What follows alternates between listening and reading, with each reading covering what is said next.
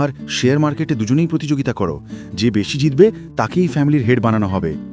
পরবর্তী দৃশ্যে দুজনেই স্টক কিনতে বসে যায়। জংসু মিমিকে জিজ্ঞাসা করে, কোন স্টক কিনব? মিমি বলে, গ্রিন কালারেরটা। সে বলে, ঠিক আছে। তখন বড় ভাই জংসুকে বলে, এই স্টক কখনো উপরে যায়নি, তুমি এটা কেনো না, এটা তোমার জন্য শুধু ক্ষতি হবে।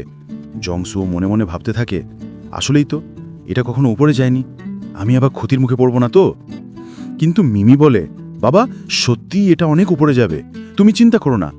এই কথা শুনে সবাই হাসতে থাকে এবং বলে, জংসু একটা ছোট্ট মেয়ের কথা শুনে এত বেশি ক্ষতির মুখে পড়তে যাচ্ছে। কিন্তু কিছুক্ষণ পর মিমির কথা মতো স্টকটি অনেক উপরে উঠে যায়, 500 বিলিয়ন টাকার লাভ হয়। তখন এসব দেখে সবাই বিস্মিত হয়। বড় ভাইয়ের তো অবস্থা একেবারেই খারাপ হয়ে যায়। মিমি বলে, এখন আমাদের কাছে অনেক টাকা আছে, আমি একটা মা চাই। তার বাবা বলে, তোমার মা লাগবে? মিমি বলে, হ্যাঁ।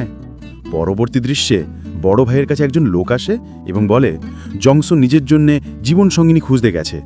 তিনি বলে, আমি তাকে একটা নতুন গিফট দেব। পরের দৃশ্যে মিমি এবং জংসু বসে থাকে। সেখানে অনেক মেয়েই আসে জংসুর স্ত্রী হওয়ার জন্য। মিমি তাদের চেক করছিল, কিন্তু রিজেক্ট করে দেওয়া হয়। বলে, এ তো প্রেগনেন্ট।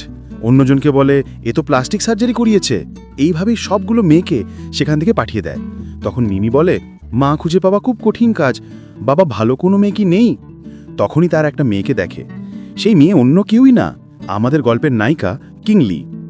তার সাথে এক বুড়ো লোক ছিল। সে বলে, তুমি আমাকে বিয়ে করতে চাও, কিন্তু তোমার মুখে তো দাগ আছে। তখন কিংলি বলে, তোমার ফটোতে তো তুমি ভালো দেখাচ্ছিলে, কিন্তু তুমি তো সামনে থেকে বুড়ো লাগছো, আমি তোমার সাথে বিয়ে করব না। এই কথা বলায় সেই লোক রেগে গিয়ে কিংলিকে মারার চেষ্টা করে। তখন জংসু এসে কিংলিকে ধরে ফেলে আর বলে, তুমি। সেখানে আমাদের একটা ফ্ল্যাশব্যাক দেখানো হয়, যেখানে জংসুকে ফোন করে কিংলি বলে, কাল দেখা করতে এসো। কিন্তু তার অ্যাক্সিডেন্ট হয়ে যায়, পা এবং চোখ দুটোই খারাপ হয়ে যায়। তখন অ্যাসিস্ট্যান্ট বলে, কিংলি ম্যাডামের সাথে আপনার 4 বছর ধরে ঘনিষ্ঠ সম্পর্ক ছিল, সে এখন দূরে দাঁড়িয়ে আছে, আপনি কি যাবেন না? সে তো ফোনও করছে, এই নিন কথা বলুন।